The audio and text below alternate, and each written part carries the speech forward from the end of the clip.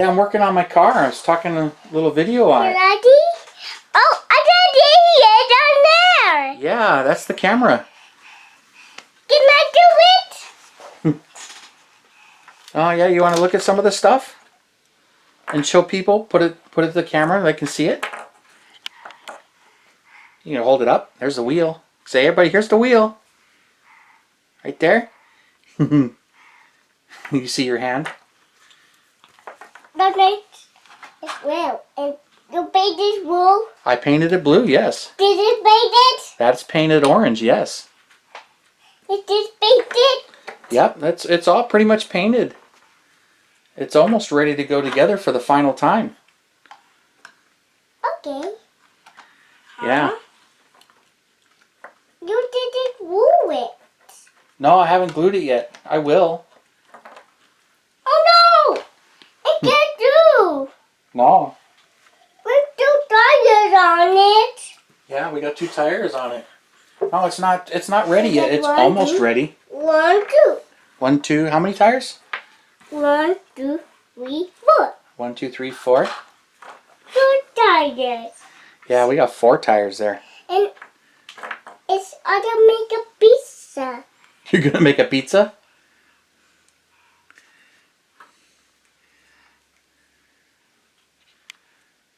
I make a pizza. Oh, my pizza is broken. You broke your pizza?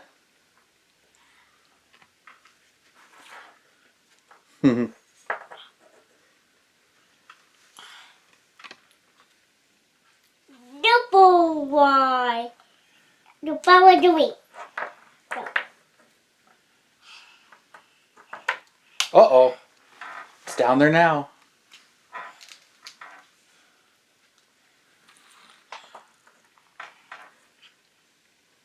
Double Y. The power doing. That's double Y. The power doing. Super Y? Double Y. The power doing. The power to read.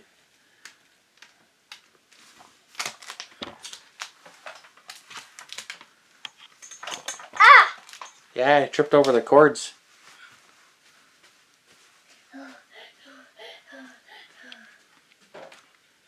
All done? Bye. Bye-bye. Interruptions, but that's okay. Just kind of go with them and enjoy them. Can always edit those things out too, but yeah, sometimes it's part of the fun.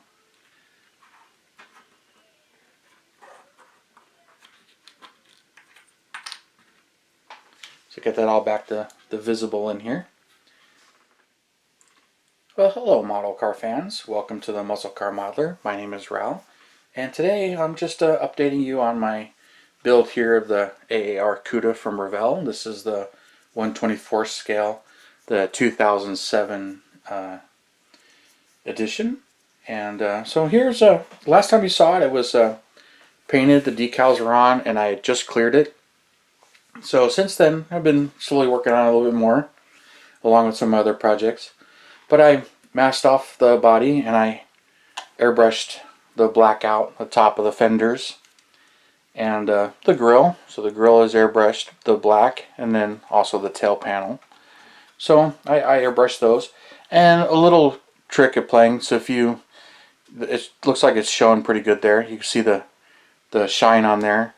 On the real car, it's a Regonasol or something like that with a little bit of a texture to it. So I wanted to make sure that some texture still showed through.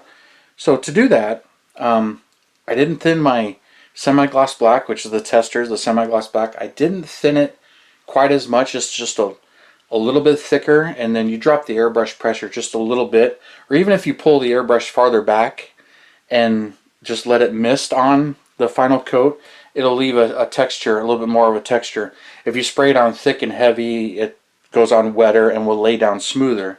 So you kind of get used to doing certain things. But on this one, I wanted to get a little bit more of a texture. So you get the paint a little bit thicker, and which not by much on this one. And then you mist it on, especially the last coats. Pull it farther back and mist it. And sometimes it's a trick to do it when you're trying to do multiple pieces. So sometimes it's easier to put the hood in place when you do the last coat, which I didn't do in this particular case because I had the engine compartment masked off. So I didn't want any of the black in there. So I had gotten that all shot and then shot the front and the back and masked off the rest of the body.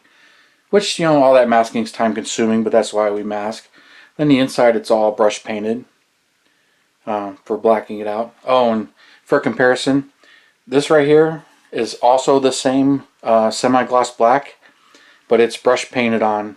So you can kind of see the shine difference between just the little techniques with the airbrush versus brush painting it on.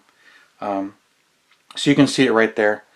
And then, you know, I foiled the body, foiled the handles, got all the windows glued in place, the rearview mirrors in place. So this is pretty much ready to assemble. I detailed the engine compartment, blacked out the wiring and the blower motor right there. Mounted the bottle, which brush painted that white. Was trying to get a little bit more milky, but and then the battery, put the battery in, and detail painted it, the master cylinder, and the wiper motor. The wiper motor was kind of funny. It had a mounting pin so to mount it into a hole, but there's no hole on the firewall. So you can either drill a hole. I just cut the mounting pin off and glued it where exactly I wanted it. And then also on this one, something else, the battery decal. It's kind of funny. This decal right here, it says Mopar. Put that on there. Now the battery's kind of, all my reference photos, the battery terminals are turned around and it's facing the other way. But I'd already applied the decal, and the instructions tell you to mount it this way. But I had already put the decal, and then I painted the mounting post right over the decal to make the decal appear like it's going behind the hold down, which is what that is. So I put that in that way, but it's an interesting little decal, and somebody had mentioned that looks like the oil filter decal, and I agree. It looks more like an oil filter decal than for the battery. But the interesting part about this particular kit, here's the 340 engine. There's no oil filter on this motor. You know, the real car has one, but the model kit, it's just not there. Kind of basic, but this one, it's decent detail for its age. I mean, this actually dates back to the 80s because this chassis was designed from the TA Challenger. So this is a 1/24 scale monogram, and it dates back quite a bit. It actually has the copyright right here, 1985-86. But that's from the molded in tool, still in there, made in China. It also had some of the copyright stuff molded in down here and also right under the axle. I personally like to sand that stuff off and remove it. I really don't like to see it. Kind of give it a bit more of a real look to it. But on the chassis, I flat blacked everything, just kind of simplified it. The exhaust, I've seen a couple of these on rotisseries where the mufflers and these pipes are blacked out, but the center pipes were not. Not really sure how factory that was, but they were trying to make that disappear, so the chrome exhaust tips kind of stood out some more. But you know, some I see restored that way, some I don't. Don't really know if that's 100% accurate. But I know the underside of this should be primered and body color overspray, but I just blacked the whole thing out. Some of them I like to, when their detail is real nice, I'll do the whole underside. Some of them, like this one, it's pretty decent, but I decided I was just going to be kind of lazy and flat black it, but that was just my choice there. It could be done either way. It's actually pretty decent. But there's the chassis. Mounted the radiator to the core support. Not core support, but the subframe the way it does. And the instructions tell you, and mounted the hose. Added the decals. It actually has a little decal right there for the radiator hose. And there's a tiny one right here on the fan belt. I don't know if you can see that. But I added those. So those decals are in there. And then on this one, I used the chrome Motolo pen on the front here. Mounted all the headlights. Did the silver. And then the only other mod I really did to this kit as far as from Revell was I cut this open. So it's looking pretty good open, especially with the bumper in place. I like it that way. It's missing the Pentastar that goes right here, but I just try to do it with the chrome pen. And I foiled these. And then also painted the stoplight red and turn signal amber in those. And got the tail panel all done. This is actually foil, the loop right here, kind of a pain to do. And got everything all painted. I did mess up these taillights, so I'm going to pop these back out and redo them. What I did, and I noticed right after, so there's, I got to strip these, but I'll end up redoing them because I forgot when I painted these. I did these and the taillights on the Pantera, but I forgot to paint the taillights on my Trans Am project because I was going to paint all 3 of them, but somehow it skipped my mind. So now I got to strip these and redo them, and then I'll end up doing the Trans Am taillights at the same time. But painted them red, airbrushed the whole thing red, and then I brush painted the black surrounds, and then I did the chrome. I just real lightly with my paintbrush went over it and got the chrome highlight. Then the last step was picking out the backup lights. That's where I messed up. I went in for the little depression is and put the backup light there. And then shortly after I did it, it just looked awkward to me, and I'm like, wait, that doesn't quite look right. Where the white is where the red should stop, and the white should be the very innermost piece right in there. So now the only way I can do that is pop them out, strip them, and just start over. Not really a big deal, but just a small setback, but not really a big deal. So I'll be doing that here soon, so that may delay it. But everything else is all in there. Got the quarter windows in. This particular kit has the quarter windows. The 95 version didn't have quarter windows. And then I foiled the post there. So I got that all ready. And the spoiler is ready to go on. Mirrors ready to go on. Air cleaner. And my tires are done. This was the only other mod.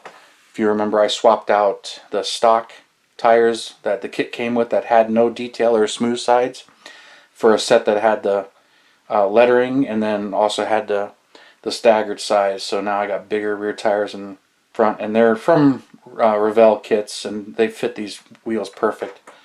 And they actually improved the stance when I was mocking it up. And the last thing I did here is I did finish the interior. It's all detail paint. It comes with decals for all the gauges. I just detail painted them. Actually, when I was detailing everything, I actually forgot the decals were in there. And after I was done, I'm looking at the decals, I realized, oh, it's like, oh well, I did already detail them, but I did add the one. It comes with one on the dash. It's supposed to replicate the VIN plate, kind of big, but since it was in there, I decided to apply it. I thought it was going to disappear into black, but it actually stands out. You can see it. So if I turn that, you can see it a little bit better. But she's looking pretty good, and it won't be very much longer. This thing's pretty much ready to assemble, and so the next time you see it, it will be done, other than my minor setback with the taillights. So this thing's getting there, and I'll be finishing it up and start a new project or get back to one of my other projects since I bounce around so much. But that's gonna do it for this one for the moment. And thank you for subscribing, and hit that bell button so you can see my latest updates. And I appreciate any of your comments. So thank you. You guys have a wonderful day.